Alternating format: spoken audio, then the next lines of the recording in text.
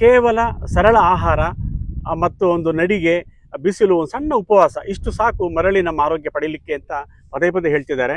ನಾವು ಏನು ಮಾಡಬಾರ್ದು ಅನ್ನೋದನ್ನು ಅವರೇ ಒಂದು ಕೆಲವು ಮಾತಲ್ಲಿ ಹೇಳ್ತಾರೆ. ನಮಸ್ಕಾರ. ಸೊ ಆಹಾರ ಅಂತಂದರೆ ಬರೀ ತಟ್ಟೆಯಿಂದ ತಿನ್ನೋದು ಅಷ್ಟೇ ಆಹಾರ ಅಲ್ಲ. ಸೊ ನಮ್ಮ ಮೊದಲನೇ ಆಹಾರ ಬಿಸಿಲು, ಸೊ ಹಾಗೆಯೇ ಗಾಳಿ, ಸೊ ನೀರು, ನಿದ್ದೆ, ಕಾಲ್ನಡಿಗೆ ಮತ್ತು ಲಘು ಉಪವಾಸ. ಉಪವಾಸ ಅಂತಂದರೆ ದಿನಗಳಗಟ್ಟಲೆ ಉಪವಾಸ ಮಾಡೋದೇನಲ್ಲ. ಸೊ ಲಘು ಉಪವಾಸ ಅಂದರೆ ಒಂದು ಹೊತ್ತಿನ ಉಪವಾಸ ಅಥವಾ ಒಂದು ಅರ್ಧ ಉಪವಾಸ, ಅಂದರೆ ಒಂದು 2 hours ಲೇಟಾಗಿ ಊಟ ಮಾಡಿದ್ರು ಅದು ಉಪವಾಸನೇ. ಹೀಗಾಗಿ ಆಹಾರದ ಕಲ್ಪನೆನೇ ಬೇರೆ. ಸೊ ಒಟ್ಟಾರೆ ನಮ್ಮೆಲ್ಲ ಕಾಯಿಲೆಗಳಿಗೆ ಕಾರಣ ಆಗಿರುವಂಥದ್ದು ನಮ್ಮ ಜೀವನ ಶೈಲಿ ಮತ್ತು ಆಹಾರ ಶೈಲಿ. ಆ ಜೀವನ ಶೈಲಿಯನ್ನು ನಾವು ಬದಲಾವಣೆ ಮಾಡಿಕೊಂಡ್ರೆ, ನಮ್ಮ ಆಹಾರ ಶೈಲಿಯನ್ನು ಬದಲಾವಣೆ ಮಾಡಿಕೊಂಡ್ರೆ ಬಹುತೇಕ ಇಂದಿನ ಸಮಸ್ಯೆಗಳು ಅಂದರೆ diabetes, BP, cholesterol, fatty liver, obesity, ಉಸಿರಾಟ ಸಮಸ್ಯೆಗಳು ಬಹುತೇಕ ಸರಿ ಮಾಡ್ಕೋಬೋದು. ಬಹಳ ಸುಲಭವಾಗಿ ಸುಧಾರಣೆ ಆಗುವಂಥದ್ದು ಇವೆಲ್ಲ ಲೈಫ್ ಸ್ಟೈಲ್ ಡಿಸಾರ್ಡರ್ಸ್, ಅಂದರೆ ಜೀವನ ಶೈಲಿ ಕಾಯಿಲೆಗಳು.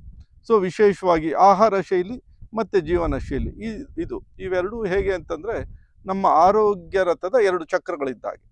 ಸೊ ಆಹಾರ ಶೈಲಿ ಅಂದರೆ ಹೇಗೆ ಅಂತಂದರೆ ಉಪ್ಪಿನ ಸೇವನೆಯನ್ನು ಸ್ವಲ್ಪ ಮಿತಗೊಳಿಸ್ಕೋಬೇಕು. ಯಾಕೆಂದರೆ ದಿನಕ್ಕೆ ಬೇಕಾಗಿರೋ ಉಪ್ಪಿನ ಪ್ರಮಾಣ ವಿಶ್ವ ಆರೋಗ್ಯ ಸಂಸ್ಥೆ ಪ್ರಕಾರ 5 ಗ್ರಾಮ್. ಇನ್ನು 11 ವರ್ಷಕ್ಕಿಂತ ಚಿಕ್ಕ ಮಕ್ಕಳಿಗೆ ದಿನಕ್ಕೆ ಬೇಕಾಗಿರುವಂಥದ್ದು 2 ಗ್ರಾಮ್ ಅಥವಾ 3 ಗ್ರಾಮ್ ಅಷ್ಟೇ. ಬಟ್ ಸರಾಸರಿ ಉಪ್ಪಿನ ಬಳಕೆ ಸೊ ಭಾರತೀಯರಲ್ಲಿ 10.2 ಗ್ರಾಮ್ ಇದೆ. ಇನ್ನು ಸಾಂಬಾರು ಹೆಚ್ಚಿಗೆ ತೊಗೊಳ್ಳೋರು ಅಥವಾ ರಸಂ ಕುಡಿತಾ ಇರ್ತಾರೆ, ಅಭ್ಯಾಸ ಇದೆ. ಕೆಲವರಿಗೆ ಉಪ್ಪಿನಕಾಯಿ ನಿತ್ಯ ತೊಗೊಳ್ತಾ ಇರ್ತಾರೆ, ಅಥವಾ ಅನ್ನಕ್ಕೆ ಉಪ್ಪು ಹಾಕೋದು ತೊಗೊಳ್ಳೋವಂಥದ್ದು, ಸಾಂಬಾರು ಹೆಚ್ಚಿಗೆ ಬಳಸುವಂಥದ್ದು. ಇನ್ನು ಹಣ್ಣುಗಳಿಗೆ ಸಲಾಡ್ಸ್ಗೆಲ್ಲ ಉಪ್ಪು ಹಾಕ್ಕೊಳ್ಳೋ ತಿನ್ನೋ ಅಭ್ಯಾಸ ಇದ್ದರೆ 15ರಿಂದ 20 ಗ್ರಾಮ್ ಹೊರಟೋಗುತ್ತೆ ಪರ್ ಡೇ. ಹೀಗಾಗಿ ಅದರಲ್ಲೂ ಮಕ್ಕಳಿಗೆ ವಿಶೇಷವಾಗಿ ಬೇಕಾಗಿರೋದು ಒಂದು 2-3 ಗ್ರಾಮ್, ಬಟ್ ಅವರ ಉಪ್ಪಿನ ಪ್ರಮಾಣವೂ 10 ಗ್ರಾಮ್ ಮೇಲೆ ಇದೆ.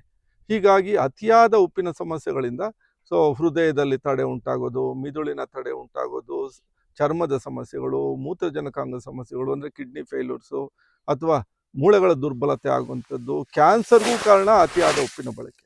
ಸೊ ಉಪ್ಪಿನ ಸೇವನೆಯನ್ನು ಮಿತಗೊಳಿಸಿ. ಉಪ್ಪು ಬಿಡೋಕ್ಕಾಗಲ್ಲ, ಉಪ್ಪಿಗಿಂತ ರುಚಿ ಇಲ್ಲ, ತಾಯಿಗಿಂತ ಬಂಧು ಇಲ್ಲ, ಆದರೆ ಅಧಿಕ ಉಪ್ಪು ಒಳ್ಳೆಯದಲ್ಲ, ಅದು ಬಹಳಷ್ಟು ಕಾಯಿಲೆಗಳಿಗೆ ಮೂಲ.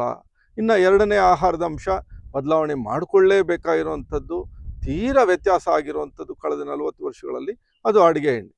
ಸೊ ಬಹಳಷ್ಟು ಜನ ಒಂದು 50 ವರ್ಷದ ಮೇಲ್ಪಟ್ಟವರು ಪ್ರತಿಯೊಬ್ಬರಿಗೂ ಗೊತ್ತಿದೆ 50 ವರ್ಷಗಳಿಂದ ಹೇಗಿತ್ತು ಅಡುಗೆ ಎಣ್ಣೆ ಬಳಕೆ. ಸಣ್ಣ ಎಣ್ಣೆ ಡಬ್ಬಿ ಇರ್ತಾ ಇತ್ತು ಮನೆಯಲ್ಲಿ, ಆ ಎಣ್ಣೆ ಡಬ್ಬಿ ಇರ್ತಾ ಇತ್ತು, ಒಗ್ಗರಣೆಗೆ ಸೌಟ್ ಇಡ್ತಾ ಇದ್ರು. ಸೊ ಈಗೇನಾಗಿದೆ, ಅದು ಡಬ್ಬಿ ಹೋಗಿ ಡಬ್ಬ ಬಂದಿದೆ, ಸೊ ಒಗ್ಗರಣೆಗೆ ಸೌಟ್ ಹೋಗಿ ಬಾಂಡ್ಲಿ ಬಂದಿದೆ. ಹೀಗಾಗಿ ಅಡುಗೆ ಎಣ್ಣೆ ಯಾವ ಪ್ರಮಾಣದಲ್ಲಿ ಹೆಚ್ಚಾಗಿದೆ ಅಂತಂದರೆ 1ಕ್ಕೆ 3 ಪಟ್ಟು 4 ಪಟ್ಟು ಅಡುಗೆ ಎಣ್ಣೆ ಬಳಕೆ ಆಗ್ತಾ ಇದೆ. ಈ ಅತಿಯಾದ ಅಡುಗೆ ಎಣ್ಣೆ ರಕ್ತನಾಳಗಳಲ್ಲಿ ಹೋಗಿ ಅಂಟ್ಕೊಳ್ಳುತ್ತೆ. ಸೊ ಅಡುಗೆ ಎಣ್ಣೆ ಮೂಲತಃ ಅದು ಒಂದು ಜಿಡ್ಡಿನ ಪದಾರ್ಥ, ಕೈಗೆ ಅಂಟ್ಕೊಳ್ಳುತ್ತೆ.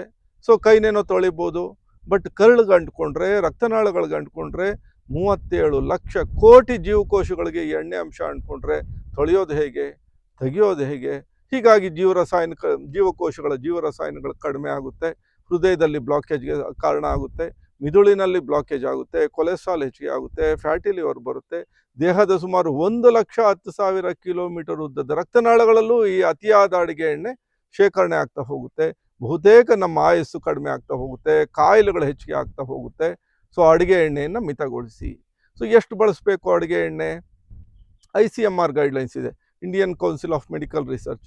ಅದರ ಪ್ರಕಾರ ಭಾರತೀಯರಿಗೆ ಆರೋಗ್ಯವಂತರಿಗೆ ಒಂದು 3 ಟೀ ಚಮಚ ಬಳಸ್ಬೋದು, ಅಂದರೆ ಒಂದು 15 ml ಬಳಸ್ಬೋದು. ಸೊ ಇನ್ನು ಅನಾರೋಗ್ಯಕ್ಕೆ ಸಮಸ್ಯೆಗಳಿರೋರು ದಿನಕ್ಕೆ 2 ಟೀ ಚಮಚ ಬಳಸಿದ್ರೆ ಸಾಕು, ಒಂದು 10 ml.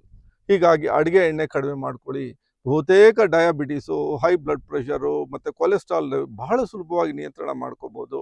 ಇನ್ನು ನಿತ್ಯ ನಾವು ಸೇವನೆ ಮಾಡಬೇಕಾಗಿರೋದು ಪ್ರತಿನಿತ್ಯ ಸಾಮಾನ್ಯವಾಗಿ ಒಂದು ಜನರಲ್ ಆಗಿ ಹೇಳ್ಬೋದು ಅನ್ನೋದಾದರೆ ಒಂದು 150ರಿಂದ 200 ಗ್ರಾಮ್ ಹಸಿ ತರಕಾರಿಗಳು ತೊಗೊಳ್ಳಿ.